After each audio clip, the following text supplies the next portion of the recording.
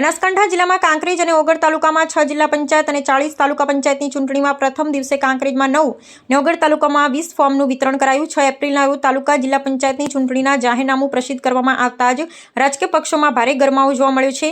ત્યારે કાંકરેજ મામલતદાર કચેરીમાં જિલ્લા પુરવઠા અધિકારી નીનામાની અધ્યક્ષસ્થાને અધિકારી અને કર્મચારીઓની બેઠક યોજાઈ હતી, જેમાં ચૂંટણીલક્ષી કામગીરી અંગે ચર્ચા કરવામાં આવી। ત્યારે કાંકરેજ તાલુકામાં 20 તાલુકા પંચાયત અને 3 જિલ્લા પંચાયત સીટ ઉપર 9 ફોર્મ વિતરણ થયું હોવાનું કાંકરેજ મામલતદાર ગૌતમ દરજીએ જણાવ્યું હતું, જેમાં 14 તાલુકા પંચાયત સીટ ઉપર કાંકરેજ તાલુકા મામલતદાર ચૂંટણી અધિકારી તરીકે કામ કરશે અને 6 તાલુકા પંચાયત સીટ ઉપર કાંકરેજ તાલુકા વિકાસ અધિકારી નરેશભાઈ ચૌધરી ચૂંટણી અધિકારી તરીકે કામ કરશે।